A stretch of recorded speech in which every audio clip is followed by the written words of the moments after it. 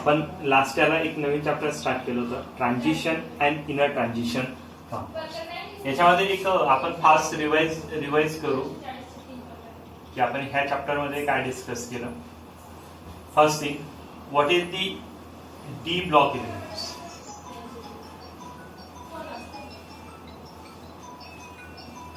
D block elements D block elements कुणाला म्हणायचं, तर याचे एलिमेंट्स की ज्यांच्यामधला लास्ट इलेक्ट्रॉन हा कुठे जातो, डी सबसेल मध्ये जातो. ज्यांच्यातला लास्ट इलेक्ट्रॉन कुठे फिल्ड होतो, d subshell, that known as d block element. त्यानंतर मग आपण त्याच्यामध्ये एक महत्वाची गोष्ट, why they known as transition element, because there penultimate last subshell are incomplete. यांच्या लास्ट सबसेल जे असतं, पेनल्टिमेट जी काही असेल ही काय असते, फुलफिल्ड असते लास्ट सेल. आणि इनर मोस्ट सबसेल जी असते ते काय असते, इनकम्प्लीट असते. Hence there is the possibility to jump electron from lower energy outer most energy level to innermost energy level, and there is possibility to show transition, they known as transition element. That's the first reason. Then what are the another reason? The second one is this group D block elements are sandwiched between S and P block elements. This is S block, this is P block, and in between, in S and P, D block is a sandwich, hence it also known as transition. म्हणून त्याचं दुसरं नाव जे आहे ते काय झालं, transition झालं. म्हणजे ह्या पद्धतीने त्याला आपण ट्रान्झिशन एलिमेंट्स म्हणू शकतो. ऍक्च्युली साऊंडचा इको जो आहे हा टेक्निकल प्रॉब्लेम असेल, त्यामुळे मे बी साऊंड इको होत असेल. Then another one, then elements.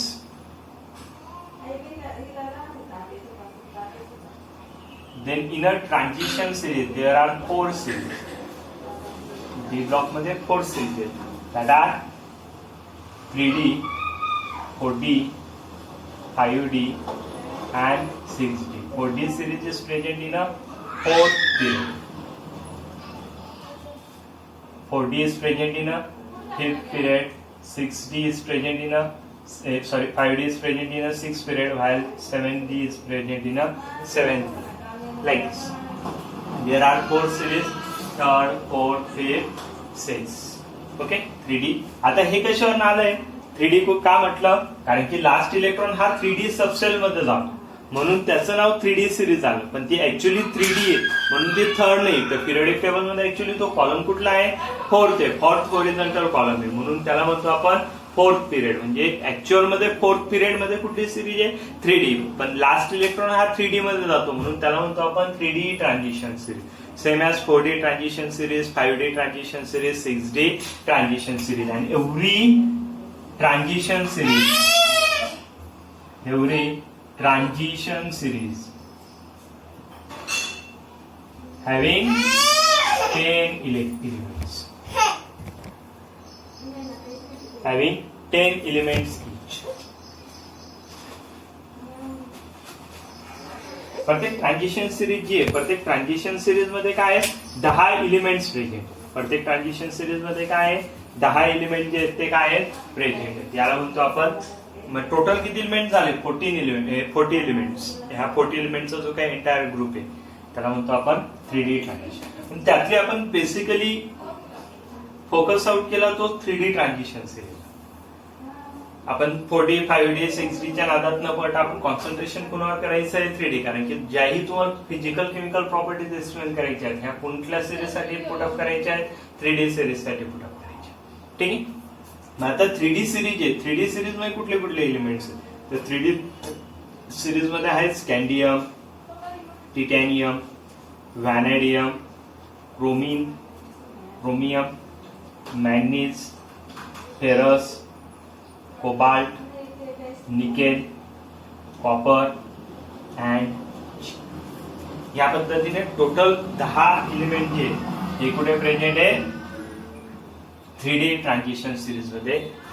स्कँडियम, titanium, vanadium, chromium, manganese, ferrous, cobalt, nickel, copper, zinc, हे 10 एलिमेंट आहेत. त्याच पद्धतीने 4D ट्रान्झिशन सिरीजमध्ये 10 एलिमेंट्स आहेत, 5D ट्रान्झिशन सिरीजमध्ये 10 एलिमेंट आहेत, 6D ट्रान्झिशन सिरीजमध्येही 10 एलिमेंट्स आहेत. Okay, got it.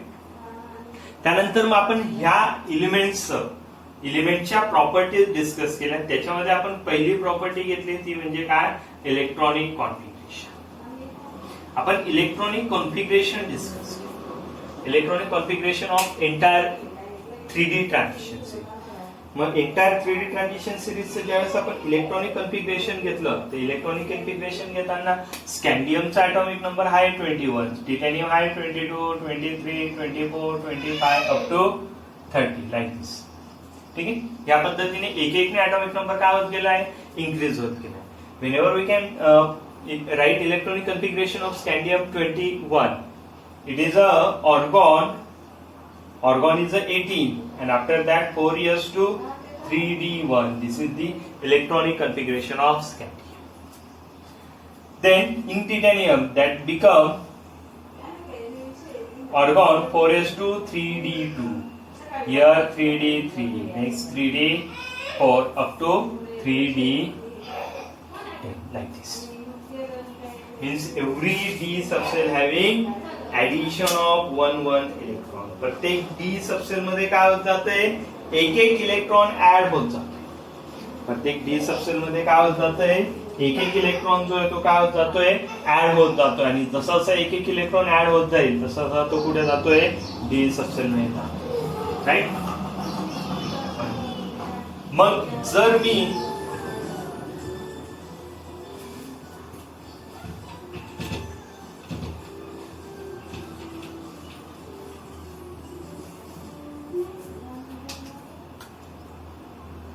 स्कँडियम, titanium, vanadium, chromium, manganese, ferrous, cobalt, nickel, copper,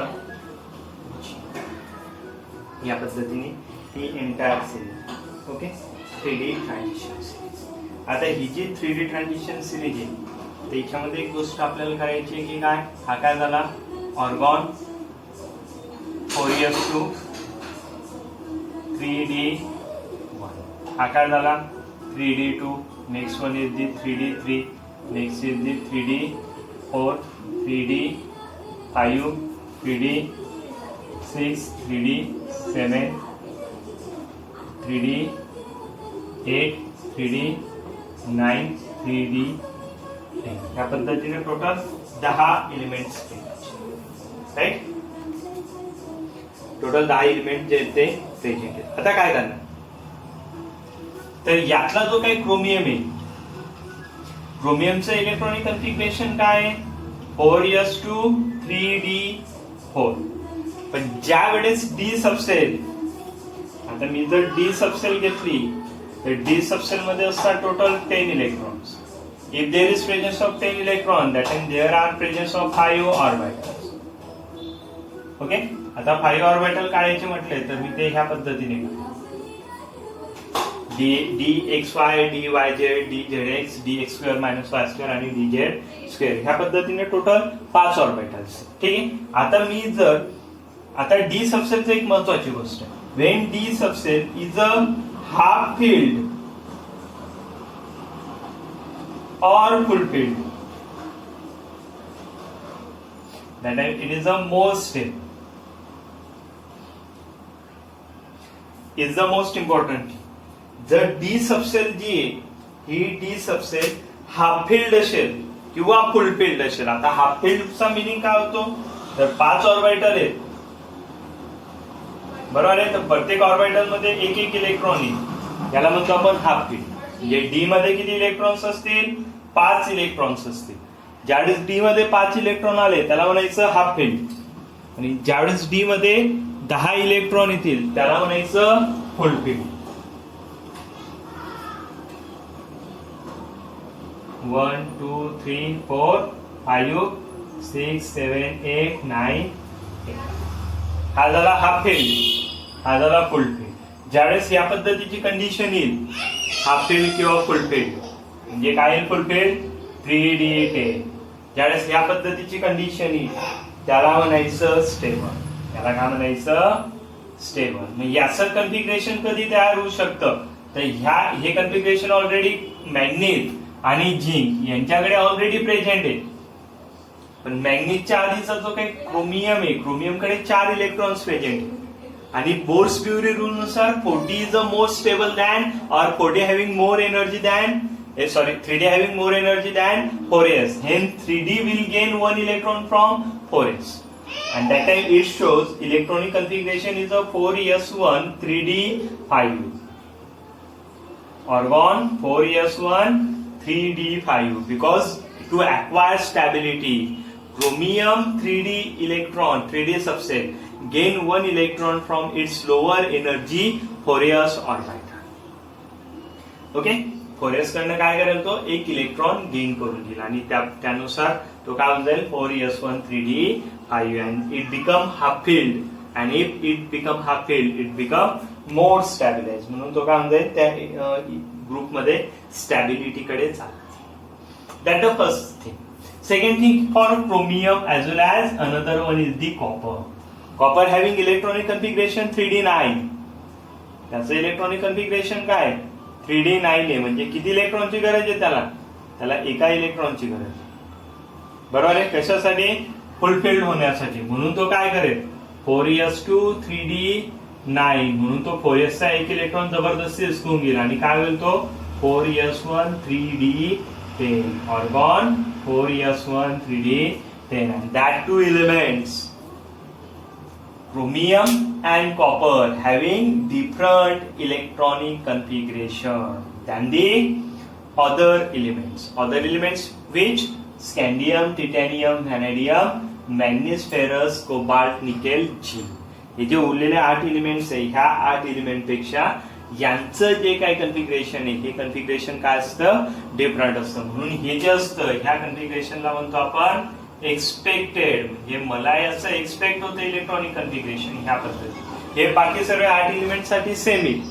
but this configuration is known as observed. हे काय झालं? ऑब्झर्व्ड. म्हणजे ऑब्झर्व करताना ह्या 8 एलिमेंटचं इलेक्ट्रॉनिक कन्फिगरेशन बदललं नाही, पण क्रोमियमचं इलेक्ट्रॉनिक कन्फिगरेशन बदललं, कॉपरचं इलेक्ट्रॉनिक कन्फिगरेशन बदललं. तर ते का कन्फिगरेशन बदललं? To acquire stability. Because when D subcell is a half filled or full filled, it having more stability. त्याची स्टॅबिलिटी काय असते? मोर असते. आणि मोर स्टॅबिलिटी असल्यामुळे तो आपल्याला मोर स्टॅबिलिटी असल्यामुळे तो आपल्याला काय दाखवेल? इझिली आपल्याला ते इलेक्ट्रॉनिक कन्फिगरेशन ऑब्झर्व आणि एक्सपेक्टेड काय असतील? Different observe. Then next property is the. त्यानंतर कुठली प्रॉपर्टी डिस्कस केल्या? इलेक्ट्रॉनिक कन्फिगरेशन नंतर कुठली प्रॉपर्टी डिस्कस केली?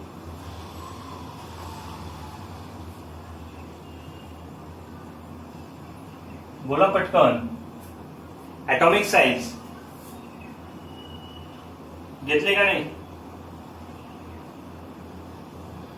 ऍटॉमिक साईज मध्ये काय होत जातं हे आपण पीपीटीने घेतलं होतं. म्हणून चला आता इथं ऑन बोर्ड हे पण एक्सप्लेन करू. ऍटॉमिक साईज कुणाला म्हणतो आपण? Atomic size. What is the atomic size? चला बोला पटकन. What is the atomic size? Atomic size कुणाला म्हणायचं?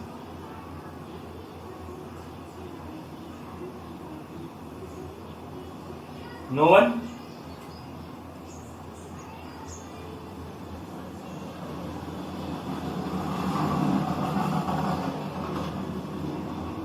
Distance between nucleus and outermost electron. Okay. Azun? Anyone having another idea or additional? Okay. What is the atomic size? Atomic size is the internuclear distance between nucleus of atom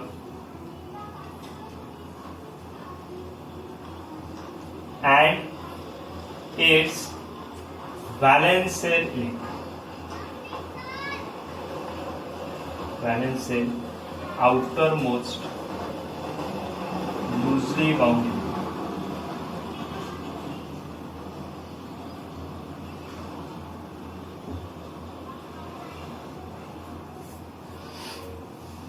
काय असतं atomic size? It is the internuclear distance between nucleus and outermost loosely bound electron.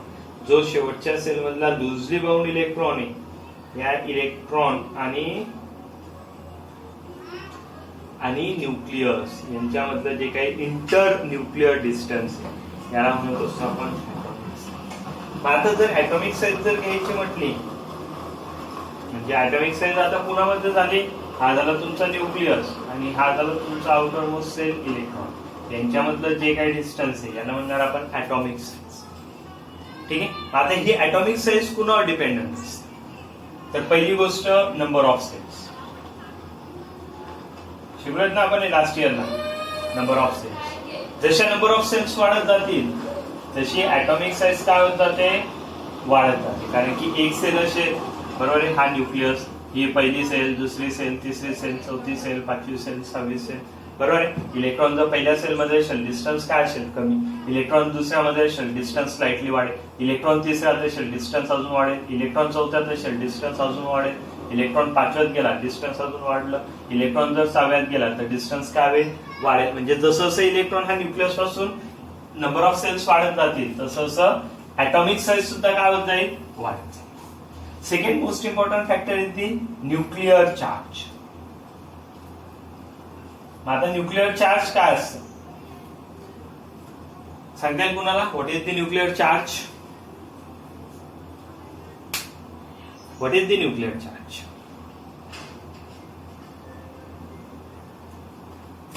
Nuclear charge म्हणजे काय? तर एखाद्या particular सबसेल मध्ये ज्यावेळेस number of electrons वाढत जातात तर त्यांच्यामधला न्यूक्लियस आणि आउटरमोस्ट सेल इलेक्ट्रॉन यांच्यामध्ये जो काही फोर्स ऑफ अट्रॅक्शन असतो याला म्हणतो आपण nuclear charge. Suppose this is the atom, this is the valence, the force of attraction between, this is the distance. Atomic size म्हणजे काय? Distance. What is the nuclear charge? Nuclear charge is the force of attraction between two opposite charge, electron having partial negative charge or electrons are negative in character, while nucleus due to protons, nucleus carrying positive charge. Hence the attraction between two opposite charges in atom. Atom मध्ये दोन opposite charge कुठले? तर inner weighing electron मध्ये सुद्धा attraction असतं, पण ते आपल्याला कन्सिडर करायचे नाही. आपल्याला कुठला कन्सिडर करायचा आहे? Valence sale. व्हॅलेन्स सेल मधला जो काही इलेक्ट्रॉन आहे आणि न्यूक्लियस यांच्यामध्ये जे काही अट्रॅक्टिव्ह फोर्स असेल या अट्रॅक्टिव्ह फोर्सला काय म्हणायचं? Nuclear charge. मग आता न्यूक्लियर चार्ज, मग आता जर एक इलेक्ट्रॉन असेल तर न्यूक्लियर चार्ज हा कमी असेल आणि ह्याच वेळेस जर दुसरा इलेक्ट्रॉन आला व्हॅलेन्स सेल मध्ये तर force of attraction is a multiplies. Force of attraction काय होऊन जाईल? मल्टिप्लाय होऊन जाईल. कारण की एका इलेक्ट्रॉनचं अट्रॅक्शन आणि दोन इलेक्ट्रॉनचं अट्रॅक्शन काय होऊन जाईल? वाढत. परत अजून जर एक इलेक्ट्रॉन आला तर अजून अट्रॅक्शन काय होईल? न्यूक्लियस कडे वाढेल. ज्यावेळेस नंबर ऑफ इलेक्ट्रॉन्स ऍड होतील एकाच पर्टिक्युलर सेल मध्ये, बरोबर आहे, तर त्यावेळेस काय होत जाईल? न्यूक्लियस कडचं अट्रॅक्शन वाढत जाईल आणि त्या ऍटम बिकम कॉम्प्रेस आणि ॲटॉमिक साइज काय होत जाईल? कॉम्प्रेस होत जाईल, स्मॉल होत जाईल. कारण की काय होतंय? ॲटॉमिक साइज म्हणजे जे काही इंटरन्यूक्लियर डिस्टन्स आहे हे कसं झालं? कमी झालं. कारण की फोर्स ऑफ अट्रॅक्शन हा न्यूक्लियस कडचा वाढला म्हणून त्यावेळेस ॲटॉमिक साइज काय होईल? स्मॉल होईल. Hence nuclear, if nuclear charge increases atomic size decreases. ठीक आहे, तर आपल्याला हा महत्वाचा पॉईंट होता न्यूक्लियर चार्ज. आता ह्यांचं इलेक्ट्रॉनिक कन्फिगरेशन जर पाहिलं आपण स्कॅन्डियम पासून टिटॅनियम कडे जाताना काय होत जातंय? इकडे 3D सबसेल मध्ये पहिला इलेक्ट्रॉन आहे, 3D मध्ये दुसरा इलेक्ट्रॉन आहे, 3D मध्ये तिसरा इलेक्ट्रॉन आहे, 3D मध्ये पाचवा इलेक्ट्रॉन आहे, 3D मध्ये पाचवा इलेक्ट्रॉन आहे, 3D मध्ये सहावा इलेक्ट्रॉन आहे, 3D मध्ये सातवा इलेक्ट्रॉन आहे, 3D मध्ये आठवा इलेक्ट्रॉन आहे, 3D मध्ये 10वा इलेक्ट्रॉन. मी सर्वांचं लास्ट इलेक्ट्रॉनिक कन्फिगरेशन. आता बघा सबसेल बदलली आहे का? नाही. इथं सबसेल बदललेली नाही म्हणून नंबर ऑफ सेलचा क्रायटेरिया चालणार नाही. इथं क्रायटेरिया कुठला इम्प्लिमेंट होईल? Nuclear charge. कारण की एकाच पर्टिक्युलर सेल मध्ये इलेक्ट्रॉनची संख्या बदलत जाईल. इकडे इलेक्ट्रॉनची संख्या 1 होती, त्याच सेलमध्ये 2 झाली, त्याच सबसेलमध्ये 3 झाली, त्याच सबसेलमध्ये 5 झाली. म्हणजेच काय होतंय, एका पर्टिक्युलर सबसेलमध्ये इलेक्ट्रॉनची संख्या काय होत जाते, वाढत जाते. आणि इलेक्ट्रॉनची संख्या वाढत असेल तर न्यूक्लिअर चार्ज काय होत जाईल, वाढत जाईल. मग आपण इथं म्हणू शकतो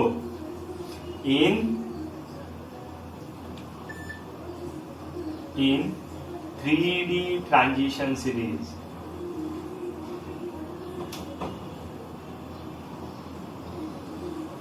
number of electrons are added in one subset. Hence, nuclear charge increases in subset. From कुणापासून कुणापर्यंत ते वाढत जाईल. हे बाकीचं जे ते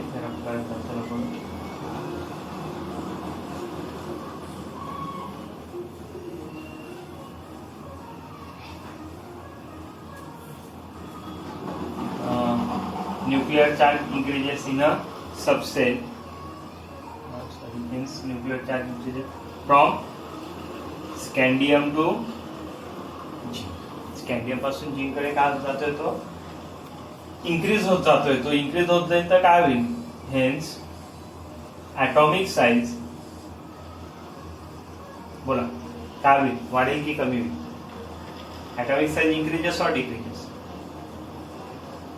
न्यूक्लियर चार्ज वाढलाय, ॲटॉमिक साईज काय होईल, atomic size decreases from scandium to G.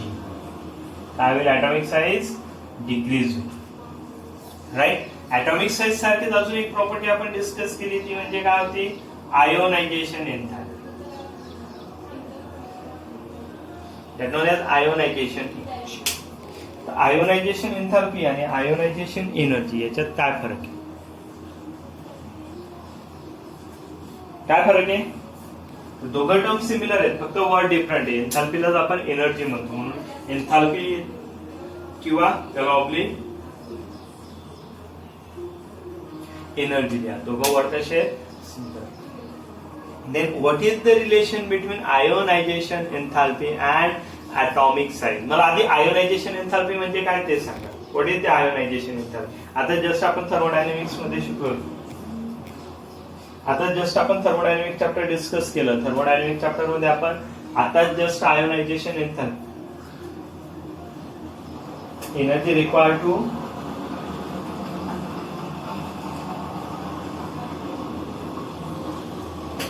Energy required to remove outermost electron. Okay, अजून फक्त ही डेफिनेशन होती थर्मोडायनेमिक्स मध्ये किंवा जे आपण पिरियडिक टेबल शिकलो त्याच्यात. What is the ionization enthalpy? Ionization enthalpy is the total amount of energy required to remove outermost cell electron in its in its gaseous state. Gaseous state मध्ये जो काही आउटरमोस्ट इलेक्ट्रॉन आहे, हा outermost इलेक्ट्रॉनची म्हणजे outermost sale इलेक्ट्रॉनचा जो काही लुजली बाउंड इलेक्ट्रॉन आहे, याला रिमूव्ह करण्यासाठी जी काही एनर्जी रिक्वायर्ड असेल त्या एनर्जीला काय म्हणतो आपण, आयोनायझेशन एनर्जी. ठीक आहे. आयोनायझेशन एनर्जी लक्षात आलं. मग आता आयोनायझेशन एनर्जीवर आपण एक गोष्ट सांगतो. Ionization energy and atomic size यांच्यात काय relation. Anyone having idea about that. कुणाला आयडिया आहे ॲटॉमिक साईज आणि आयोनायझेशन एन्थॅल्पी मधलं रिलेशन काय असतं. आयोनायझेशन एन्थॅल्पी काय, शेवटच्या डायरेक्टली प्रोपोर्शनल. गुड. बस इनव्हर्सली डायरेक्टली दोनच ऑप्शन आहेत. अजून कुणाकडे काही तिसरं ऑप्शन. डायरेक्टली काय inversely. Yes, ionization enthalpy is the inversely proportional to atomic size. का बरं का, कारण की बा डेफिनेशन काय आहे, आउटरमोस्ट सेलच्या इलेक्ट्रॉनला रिमूव्ह करण्यासाठी लागणारी एनर्जी. आता फॉर एक्झाम्पल हा न्यूक्लियस आहे, न्यूक्लियस पासून पहिली सेल आहे, दुसरी सेल आहे, दुसऱ्या सेलमध्ये इलेक्ट्रॉन. यांची ॲटॉमिक साईज जी आहे ही कशी आहे, कमी, कारण की सेकंड सेलमध्ये इलेक्ट्रॉन पाहिजे. याच्यासारखा एक ऍटम घेतला न्यूक्लियस, पहिली सेल, दुसरी सेल, तिसरी सेल, चौथी सेल, इलेक्ट्रॉन कुठे? चौथ्या सेल. ऍटॉमिक साईज काय झाली? वाढली. आता हा इलेक्ट्रॉनचं न्यूक्लियस कडचं अट्रॅक्शन आणि ह्या इलेक्ट्रॉनचं न्यूक्लियस कडचं अट्रॅक्शन इक्वल असेल का? डेफिनेटली नाही. का नाही? कारण की हा इलेक्ट्रॉन हा न्यूक्लियस पासून क्लोजर आहे. This electron is closer and if it is closer that means it having higher nuclear charge. त्याचा न्यूक्लियस कडचा फोर्स ऑफ अट्रॅक्शन हायर आहे. हा काय? Away. It will be for away from nucleus. It held less interactive force toward the nucleus of atom. Hence, if we remove this electron, that time this electron required high energy as compared to this electron. Because this electron is far away, hence it will easily removed. हा easily removed जाईल. But this required maximum energy. पण याला energy कशी लागेल? Maximum. याला energy कशी लागेल? Minimum. आणि ह्या पद्धतीने मिनिमम आणि मॅक्झिमम एनर्जी रिक्वायर्ड असेल आणि त्यामुळे काय होईल? मिनिमम मॅक्झिमम एनर्जी आली तर ऍटॉमिक साईज सुद्धा काय? ऍटॉमिक साईज नुसार आयोनायझेशन एन्थॅल्पीचा रेशो बदलेल. म्हणजे इथे ऍटॉमिक साईज स्मॉल आहे, एनर्जी कशी लागली? मॅक्झिमम. ऍटॉमिक साईज लार्ज आहे, एनर्जी कशी लागली? Minimum. Hence ionization enthalpy is inversely proportional to atomic size. म्हणून आयोनायझेशन एन्थॅल्पी काय आहे? ऍटॉमिक साईजला इनव्हर्सली प्रोपोर्शनल. बरोबर आहे? आपण तेच लिहिलंय. आता तेच आपल्याला काय करायचंय? इन टर्म्स ऑफ सेंटेन्स लिहून टाकायचं. मग काय लिहिलं? In 3D transition series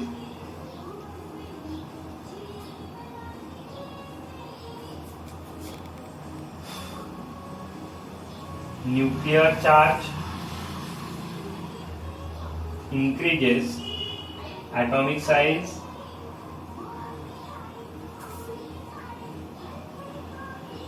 decreases. Nuclear charge वाढला, atomic size काय होईल? कमी होईल. Okay. Hence, due to decrease in atomic size, ionization enthalpy increases. बरोबर आहे? कारण की atomic size कमी झाली म्हणून आयोनायझेशन एन्थॅल्पी काय होईल? वाढेल. म्हणून आयोनायझेशन एन्थॅल्पी काय होऊन जाईल? वाढेल. ऍटॉमिक साईज कमी झाली म्हणून आयोनायझेशन एन्थॅल्पी काय झाली? वाढली. ठीक आहे. ह्या दोन प्रॉपर्टीज आहेत, ह्या एक महत्वाच्या प्रॉपर्टीज आहेत त्या आपण ऑलरेडी त्या दिवशी पीपीटी घेतल्या होत्या, काही तुमच्या लक्षात आल्या नसतील. ठीक आहे. याचबरोबर ऍटॉमिक साईज झालं की ऍटॉमिक साईज सोबत अजून एक प्रॉपर्टी रिगार्ड करते, आयोनिक रेडियस. आयोनिक किंवा ऍटॉमिक रेडियस हे सुद्धा काय? ज्या पद्धतीने ऍटॉमिक साईज व्हॅरी करेल त्याच पद्धतीने ती प्रॉपर्टी सुद्धा काय करते? व्हॅरी करते. कुणाला काही डाऊट ऍटॉमिक साईज आणि आयोनायझेशन एन्थॅल्पी मध्ये? ऍटॉमिक साईज आणि आयोनायझेशन एन्थॅल्पी मध्ये कुणाला काही डाऊट नाही? आपल्याला डाऊट नसतं, हेच मला आनंदाची गोष्ट असते. ठीक आहे.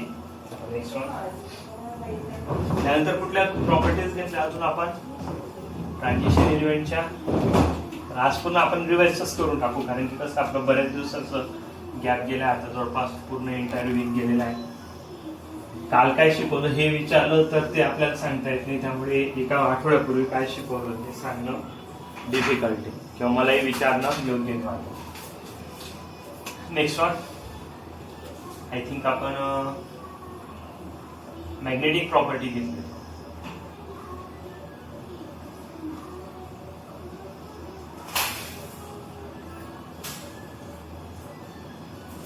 येस, मॅग्नेटिक प्रॉपर्टी घेतलं होतं का नाही? का बाकी? घेतलं होतं ना? आपण मॅग्नेटिक प्रॉपर्टी डिस्कस करत होतो. मॅग्नेटिक प्रॉपर्टी मध्ये आपण पहिली गोष्ट काय घेतलं होतं? आपण मॉलिक्युलर ऑर्बिटल थेअरीनुसार आपण डिफाइन केलं. If there is presence of paired electron, all electrons are paired, that known as diamagnetic. म्हटलं होतं कशानुसार? मॉलिक्युलर ऑर्बिटल थेअरीनुसार, according to the molecular orbital theory, किंवा आपण जी काही सॉलिड स्टेट जे काही चॅप्टर घेतलं या सॉलिड स्टेट मधल्या थेरीज नुसार. ठीक आहे. जर all electrons are paired that known as diamagnetic. If there is presence of unpaired electron that known as paramagnetic, and if there is more number of unpaired electron that known as ferromagnetic. त्याला काय म्हणायचं? Ferro, diamagnetic, paramagnetic and ferromagnetic. ह्या पद्धतीने 3 category आपण केल्या होत्या: diamagnetic, paramagnetic and ferromagnetic. Okay. मग आता आपल्याला नंबर ऑफ इलेक्ट्रॉन शोधावे लागणार होते. मग आपण काय केले, यांचे आयोनिक स्टेट घेतले. 3D जे एलिमेंट्स आहेत यांचे काय घेतले आपण, पर्टिक्युलर आयन्स घेतले. आयन्स पण कसे घेतले आपण, स्कॅन्डियम पासून तर मॅग्नेस पर्यंत किंवा क्रोमियम. नेमके कुठले घेतले, 2+ आयन. ठीक आहे. आणि परत क्रोमियम पासून तर झिंक कडे जातात. झिंक म्हणण्यापेक्षा शेवटचे 3 टिटॅनियम आणि लास्टचे जे निकेल पर्यंत, सॉरी यांचे +3 घेतले आणि पुढचे जे होते ते काय घेतले, +2 आयन घेतले. क्रोमियम पासून परत झिंक. फक्त आयन जो आहे त्याचा आपण +2 आणि +3 दोघं आयन डिस्कस केले. ठीक आहे. मग जे 3D चे ते काय घेतले आपण, आयन घेतले. म्हणजे स्कॅन्डियमचा 3+, व्हॅनेडियमचा 3+, टिटॅनियमचा 3+, क्रोमियमचा 3+, क्रोमियमचा 2+, मॅग्नीजचा 2+, आयनचा 2+, निकेलचा 2+, कोबाल्टचा 2+, कॉपरचा 2+, आणि झिंकचा 2+. या पद्धतीने आपण काय केले, ते पर्टिक्युलर आयन्स घेतले आणि त्यांच्या आपण काय केल्या, प्रॉपर्टीज डिफाइन. तर त्यांच्यामध्ये जे काही नंबर ऑफ अनपेअर्ड इलेक्ट्रॉन्स आहेत त्याच्यावर आपण त्याची मॅग्नेटिक मोमेंट शोधू. And that magnetic moment mu is equal to square root of n+2 dm. ह्या फॉर्म्युल्यानुसार काय केलं आपण, त्याची मॅग्नेटिक मोमेंट जी आहे ही कॅल्क्युलेट केली, n × n+2, where n is the total number of unpaired.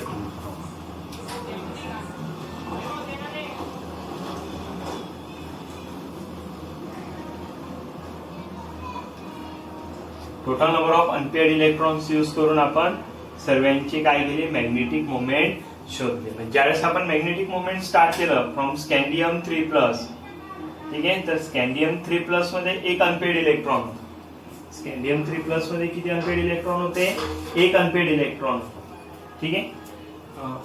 स्कॅन्डियम मध्ये 0 अनपेअर्ड इलेक्ट्रॉन होता, म्हणून त्याची मॅग्नेटिक मोमेंट किती आली, 0. त्यानंतर आपण पुढचा घेतला टिटॅनियम 3+. टिटॅनियम 3+ मध्ये एक अनपेअर्ड इलेक्ट्रॉन आला. आपण जर वरच्या फॉर्म्युल्यामध्ये जर त्याची व्हॅल्यू जर टाकली तर ती आपल्याला व्हॅल्यू आली 1.7. किती आली ती, 1.7. ठीक आहे. टिटॅनियम नंतर व्हॅनेडियम 3+ कडे 2 इलेक्ट्रॉन्स आहेत, त्यामुळे आपल्याला ती व्हॅल्यू आली 2.8. राईट. पुढचा जो आहे परत क्रोमियम 3+.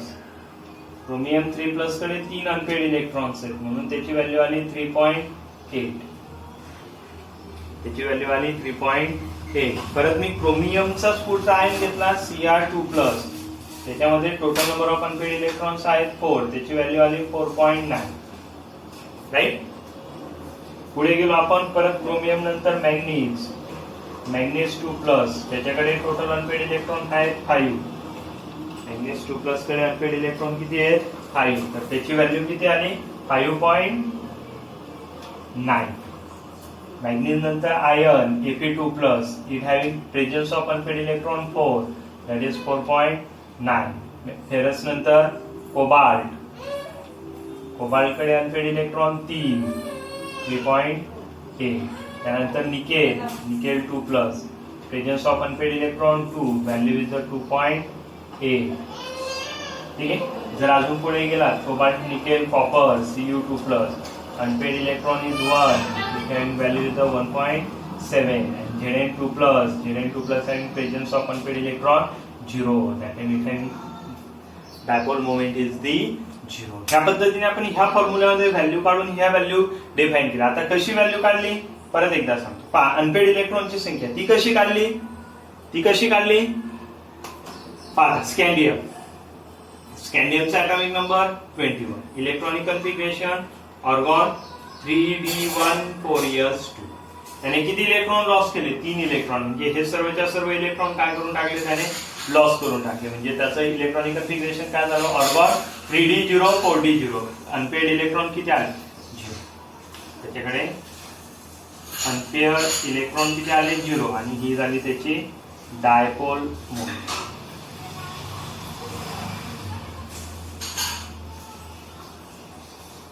आलं लक्षात? तसंच मी जर टिटॅनियम घेतला तर टिटॅनियम मध्ये 3d2 आहे, त्यातले 3 इलेक्ट्रॉन त्याने लॉस केले. म्हणजे काय? 4s चे 2 आणि d चे 1, म्हणून त्याच्याकडे एक अनपेड इलेक्ट्रॉन आला. तर हा एक, यांची व्हॅल्यू 1 जर टाकली 1 इंटू 1 प्लस 2 म्हणजे काय झाला? 3. स्क्वेअर रूट ऑफ 3 घेतला तर त्याची व्हॅल्यू किती येते? 1.73. राईट.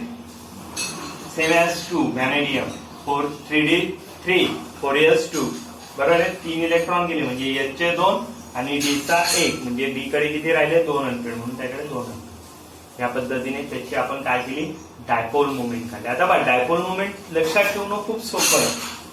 डायपोल मोमेंट लक्षात ठेवणं खूप सोपं आहे. कसं लक्षात ठेवायचं? पहा, 0 ला 0, 1 अनपेड असेल तर 1, 2 असेल तर 2, 3 असेल तर 3, 4 असेल तर 4, 5 असतील तर 5. म्हणजे पहा, हे अंक सर्व सिमिलर आहे.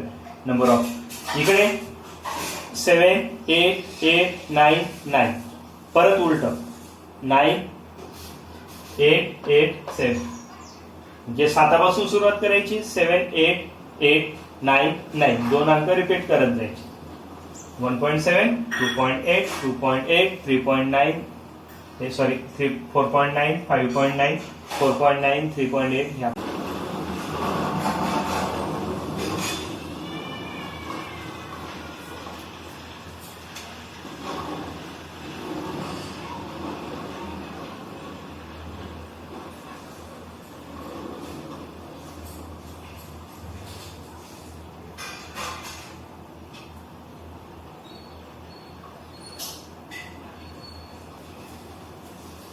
Formation of color compound. Now, most important thing is only transition element having tendency to form color compound. Only D and F block elements having tendency to form colored compound.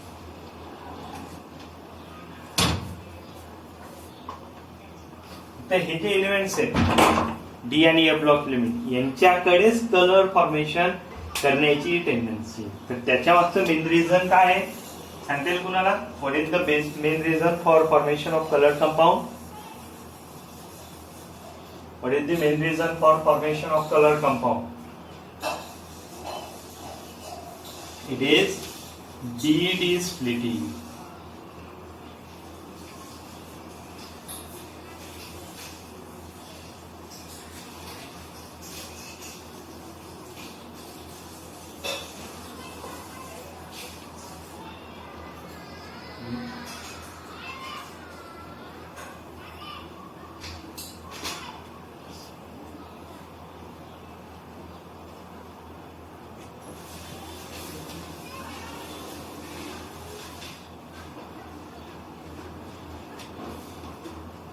DD splitting.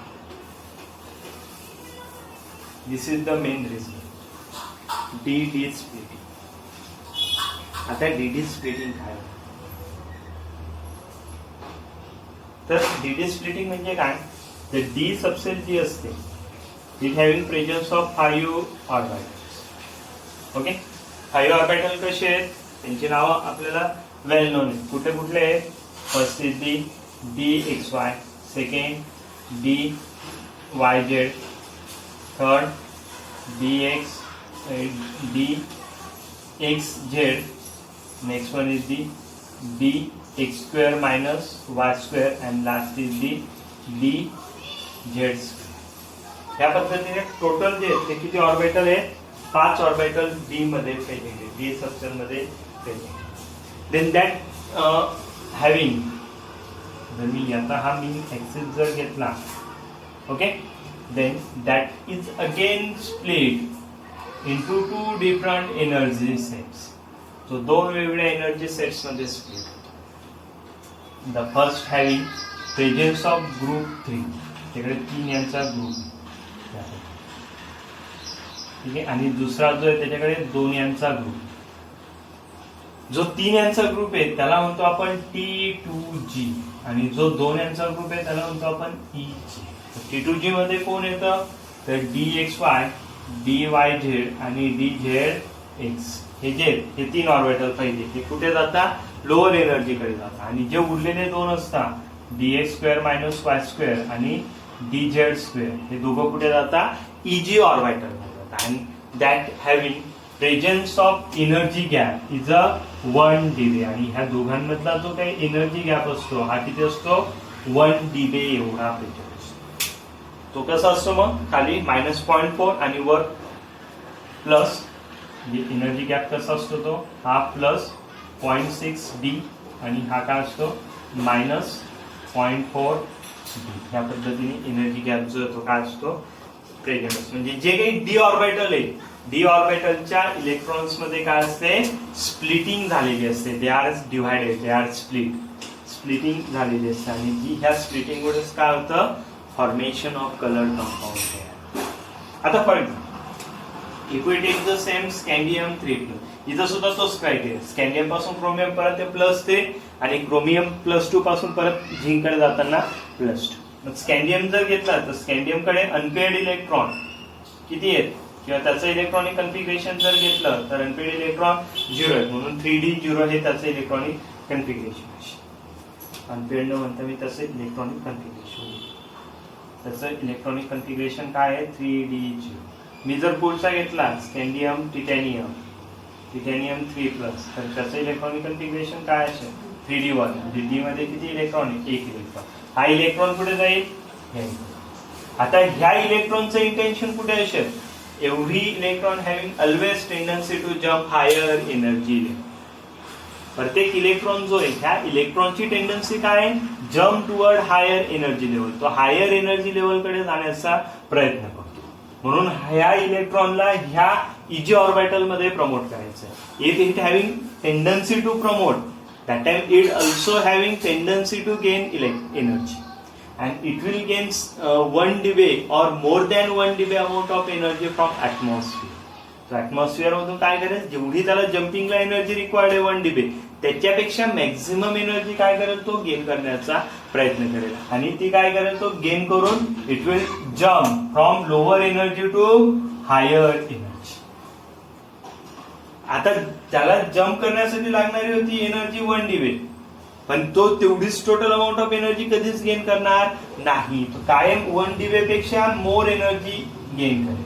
Maximum energy काय करेल? तो gain करेल. जर suppose त्याने 2 dB एवढी energy gain केली, त्याला required किती होती? 1 dB. म्हणजे त्याच्याकडे 1 dB एनर्जी काय राहिली? एम्प्टी, रिकामी राहिली, पडून राहिली. दॅट एनर्जी, आता जर त्याच्याकडे तेवढी एनर्जी पडून राहिली तर तो परत काय करेल? एक्साइट होण्याचा प्रयत्न करेल. म्हणून तो इलेक्ट्रॉन काय करेल? जी काही अनवॉन्टेड एनर्जी, ही अनवॉन्टेड एनर्जी काय करेल? इमिट करेल. आणि तो इमिट करताना कुठल्या फॉर्म मध्ये इमिट करतो?